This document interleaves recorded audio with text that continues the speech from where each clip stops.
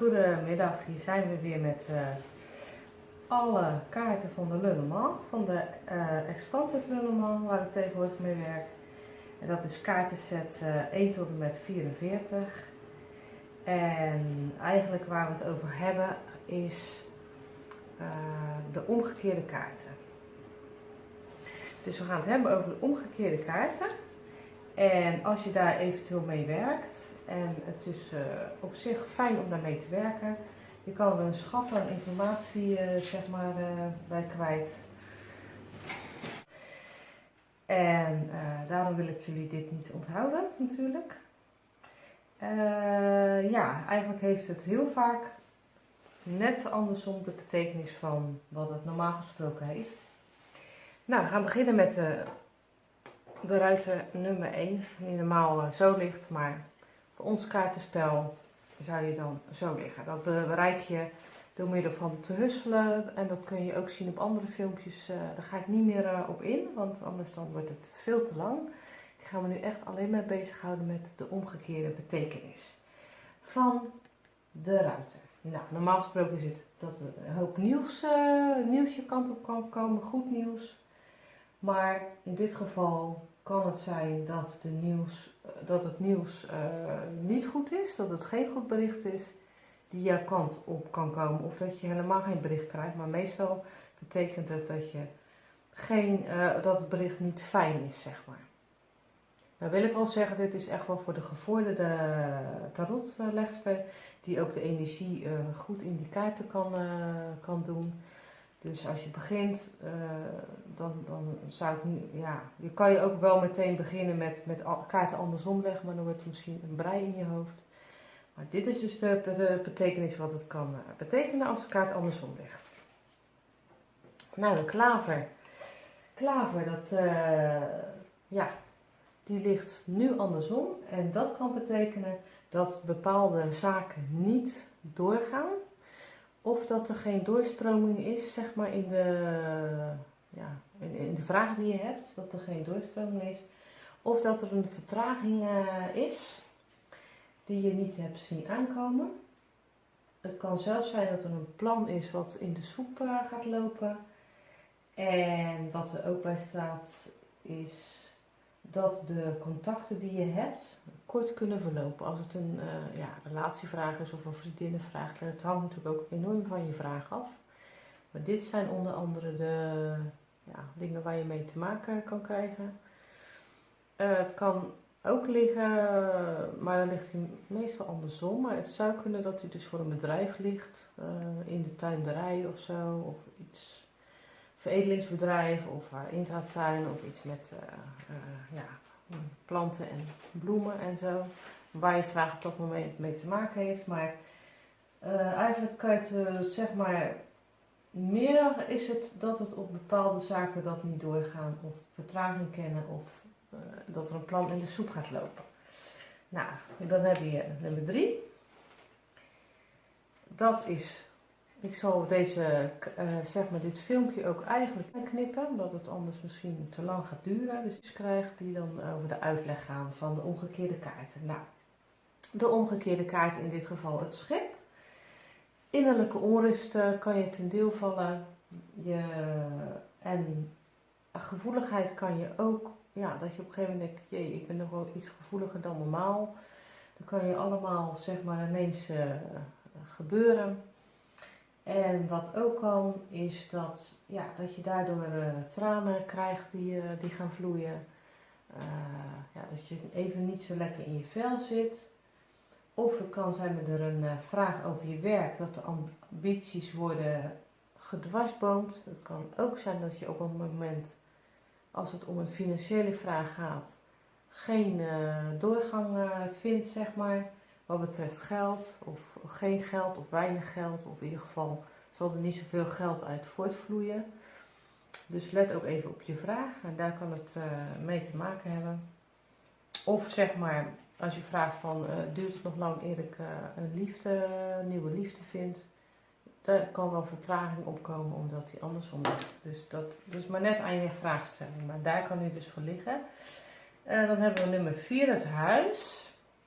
Nou, het huis, dat kan dus liggen dat het op het moment geen ideale plek voor je is. Dat er veel discussies zijn, dat je je daar niet veilig voelt in je huis. Maar het kan ook zijn bij je familie, dat je je daar niet veilig voelt. Of een familielid, daar kan het ook voor staan. En dat er inderdaad veel discussies zijn en ruzies. En de kilte is voelbaar. Dat kan allemaal. En daar kan deze kaart voor staan als die andersom ligt. Nou, de boom. De boom ligt, als die andersom is, kan die staan voor geen groei. Of heel weinig groei. Groeibelemmering dus. Of naïviteit, dat je naïef bent in iets, een vraagstelling die je hebt. Dat je eigenlijk een roze bril op hebt, maar dat je niet ziet dat het niet zo kleurrijk is dan dat je dacht. Het kan ook gaan over je gezondheid, dat het op het moment niet goed is. Kijk daar wel voor uit wat betreft de Lenormand-kaart. Het is altijd een beetje eng om het over je gezondheid te hebben. Als je het niet vertrouwt, ga in van de huisarts of de dokter of het ziekenhuis of wat dan ook. Het kan ook zijn dat jouw levenskracht aan het afnemen is, in die zin dat je gewoon hartstikke moe voelt en lichamelijk moe voelt of geestelijk heel erg moe voelt. En daar kan deze kaart voor staan. Hey, even pas op de plaats. Je levenskracht neemt af. Wat kan je doen om je daartegen te wapenen? Hij kan ook staan voor dat je geen levenslust hebt. Op het moment echt dat je even denkt van, ik geef er de brui aan. Geef mijn postje maar gewoon lekker aan Vicky. En ik ben het gewoon even helemaal spuugzat. En dat mag. Je mag even ja, weet je wel, dat je even denkt van nou, laat maar, ik moet het even allemaal tot me laten bezinken wat er allemaal is gebeurd. En dan kan je daarna weer met vol moed, zeg maar, weer de blokkades opheffen. Dat is dus de boom omgekeerd. De wolken, waar staan de wolken voor? Nou, die staan voor, als je andersom is, voor in dit geval dat er een probleem opgelost kan worden. Joepie, dat is weer wat anders. Dus hij kan ook staan voor, ja, op zich fijne dingen. En trouwens die andere kaarten, ja, fijn, wat is fijn, weet je wel. Ik bedoel, het is altijd goed om je, ja, dat je wakker wordt geschud. Of dat je denkt, oké, zo had ik het al gezien. Of dat je bevestigd wordt en zo. Dus je ziet de Lenormand kaarten als een goede aanwinst, laat ik het zo zeggen. Maar in ieder geval, deze kan dus staan voor dat er een oplossing voor het probleem wat je hebt, dat daar dus echt een oplossing voor kan komen. Als de vogels erbij zijn, in dit geval nummertje 12, als je die niet hebt, kan je gewoon de gewone pakken. Ik heb het nu over de Expanded Lenormand, die gewoon weer te koop is bij Bolletje, zag ik. Nou, als je deze ook erbij hebt, maakt even niet uit hoe die ligt, zo of zo, maar in ieder geval, dan is de kans nog groter dat het probleem zich zal gaan oplossen. Nou, dat is mooi. Dus dat is nummertje 6, de wolk. Nummer 7. Waar staat nummer 7 voor? Nou, nummer 7 die is andersom natuurlijk, want daar hebben we het nu op dit moment over. Dan staat hij voor leugens en bedrog. Die worden de kop ingedrukt. Dus dat kan. Dus dat de leugens en bedrog de kop in worden gedrukt. Het kan ook zijn dat je, dat is alweer de andere kant, van breek met bepaalde mensen. Daar kan hij ook voor staan. Hij kan ook voor staan dat het negatieve gaat verdwijnen. Dus op zich staat hij meer voor de positievere kant dan de negatievere kant als het hij zo staat. Hij kan ook staan voor metamorfose. In dit geval dat je uit je velletje kruipt, dat je goed aan jezelf hebt gewerkt. En dat het nu weer tijd is voor een omslag. En ja, dus dat je gewoon nu weer eindelijk, misschien zit je al een tijd lekker in je vel. Maar daar kan deze dus ook voor staan. Nummertje 8, lijkkist of de doodskist. Maar net hoe jij het wil noemen. Andersom. Waar kan die voor staan? Die kan staan voor een omwenteling. Hè? Een omwenteling in je leven. Openheid, een nieuw begin. En daar kan die voor staan. Zo staat hij vaak voor dat er een einde is.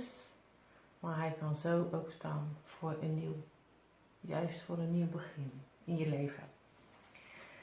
Oké, de doodskist, lijkkist, dan hebben we de ruiker. Nou, als de ruiker andersom staat, kan die staan voor passiviteit.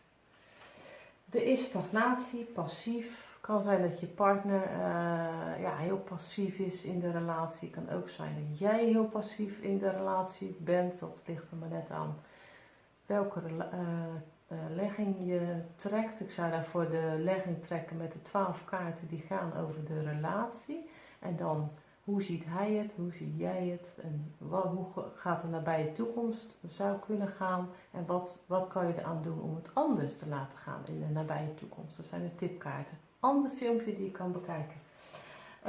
Dus dit kan betekenen dat je ook teleurgesteld bent in vriendschappen, omdat je helemaal niks hoort van de mensen met wie je omgaat. Of een teleurstelling in de liefde, stagnatie. Ja, dat zijn dingen, daar staat hij vaak voor. Nou, deze, andersom, kan staan voor... daar moet ik even iets over zeggen. Dat ligt aan jouzelf namelijk, want ik heb op internet heb ik namelijk iets anders gelezen als dat het voor mij geldt. Om het nog verwarrender te maken. De Lenormand is vaak in het begin dat je dus daarmee gaat spelen. En dat je dan na 1 of 2 jaar eigenlijk ook een beetje je eigen kaartspel ervan hebt gemaakt. Omdat die vaak ook anders gaat liggen voor jou dan voor de ander. Of vaak, het kan hè. En als die bij mij zo komt te liggen, dan betekent het dat ik zelf een einde maak aan wat dan ook.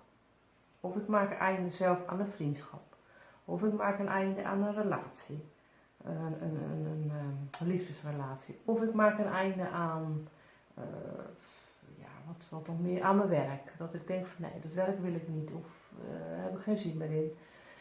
Dat kan echt van alles zijn. Maar ligt de kaart bij mij zo, dan is het dat er een einde komt waar ik zelf geen invloed op heb. En dat de ander het einde, zeg maar, doet. Ja, zo ligt hij bij mij. Maar ik heb gelezen dat het net andersom is voor diegene die dat geschreven heeft.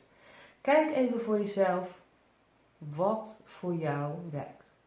Hoe het voor jou gaat liggen. Als jij ineens denkt,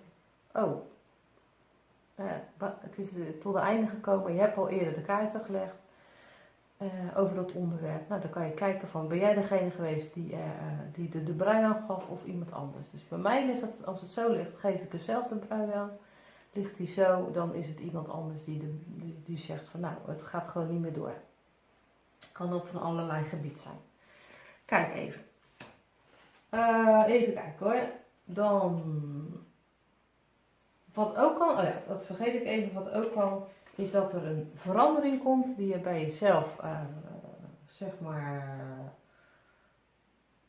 doorvoert, of een ommezwaai en herstelperiode. Het kan ook zijn dat er iets jouw inzicht heeft gegeven. Daar kan die ook voor staan. Het is echt zo'n mooie kaart om mee te werken.